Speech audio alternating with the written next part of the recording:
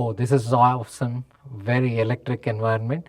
And the buzz and the vibrancy that you can feel, even without the actual entrepreneurs working and the co working space being still empty, right? Is, is still fabulous. So I'm really thrilled at this opening of this center. It's awesome.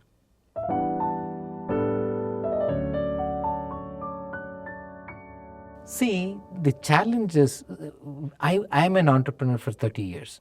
When we started this company called Pramati Technologies, my brother and I, we said we are going to create enterprise software products in India and put India on the map of world software product industry. Everybody came to us and said, this is exactly what is needed for the country. You're doing great stuff. There's not a VC that I have not met. There is no investor that I have not met, no industry leader that I have not met during that time. And everybody said, this is great, you should be doing this. The country needs this. But nobody was ready to invest in us. The reason? Because profitability was not predictable in software product business back then. And there were no success stories before that.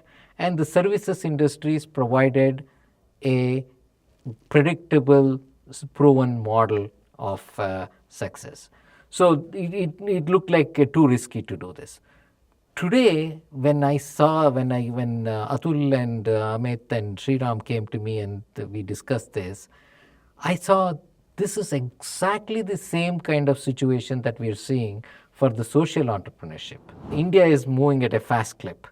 We don't want to leave the 50% behind and create a wider gap, which itself is currently like wider, and instead of closing on the gap, we don't want to leave that gap wider and wider. Okay, so that means the rest of the 50% of India has to move faster. And innovation at speed and at scale can only come from entrepreneurs.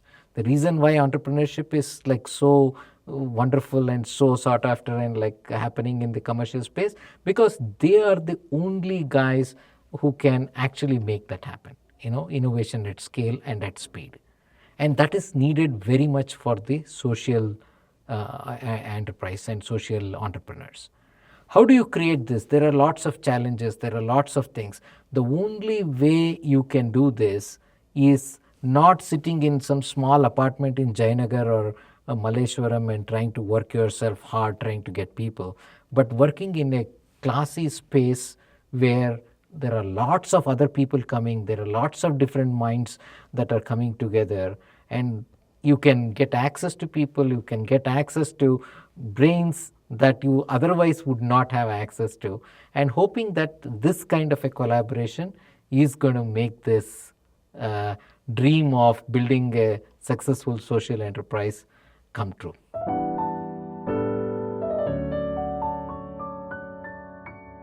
See, at the end of the day, right, you still need, I'm not sure, excepting during the COVID time when people did funding rounds and M&A transactions and startups sitting at home and like over Zoom calls, etc., right? I don't think that kind of an intimacy, understanding and collaboration can happen just over digital media. The digital medium is great, so that's only for increasing the connectivity, increasing the access to people, etc. But for real ongoing collaboration, right, physical getting together is important.